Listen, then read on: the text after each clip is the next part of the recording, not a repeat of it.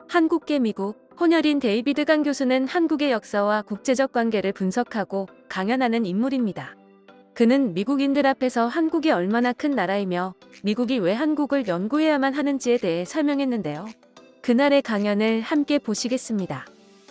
But rather to give you a sense of the contours of what Korea has gone through up until today.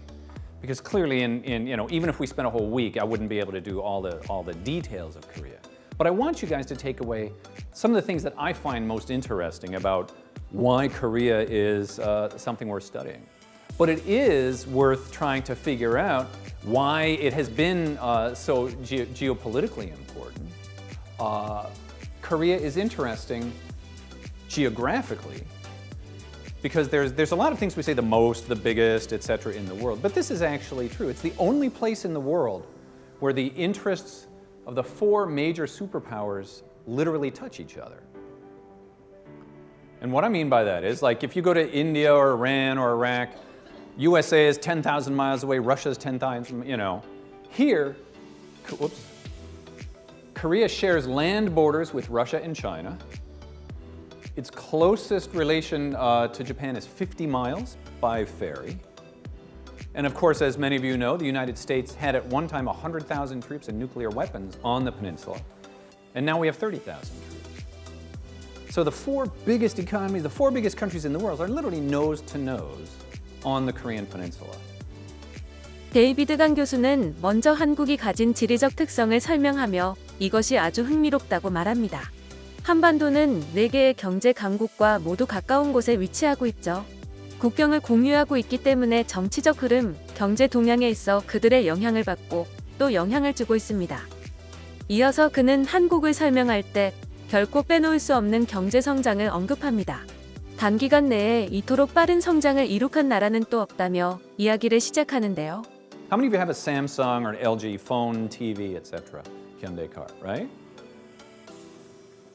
Korea's had an economic miracle in many ways. It's one of the things when I teach my undergrads or my MBA class that we spend time on.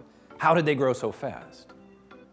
But this chart is particularly vivid because it's not just are we richer than we were before, because every country is basically richer than they were before. But often we want to measure, are you catching up to the richest countries, or in this case, the United States? If you go back to 1950, the red is Mexico and the blue is Brazil, but they're not really closing the gap in terms of wealth compared to the United States. This is the case for most countries around the world outside of Europe. But rather than a sort of up and down thing, it's almost a direct line upwards. So that by 2004, they're over 50% as rich as the United States. And they've continued to close the gap. These numbers just haven't been updated. And you can see that if you ever go to Seoul, these countries in many ways are more sophisticated, more technologically intense than American countries. Yes. So we have the world's largest shipbuilder is Hyundai, or South Korea, and Hyundai Heavy Industries, right? Samsung and LG are now global brands.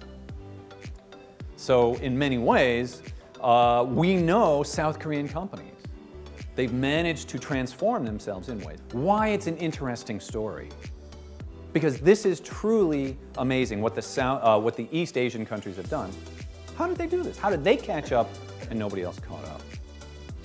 몇십 년 전에는 한국보다 잘 살았던 나라들을 예로 들며 경제 성장률을 비교해 보았는데요. 표로 직접 보니 한국이 얼마나 대단한 저력을 보여주었는지 실감이 납니다. 한국은 끝없이 성장하고 있고 일본은 더 이상 발전하지 못해 미국과의 격차가 벌어지고 있다는 것은 일본의 경제학자도 인정한 부분이죠. 데이비드 교수가 다음으로 어떤 이야기를 했는지는 2부에 공개됩니다.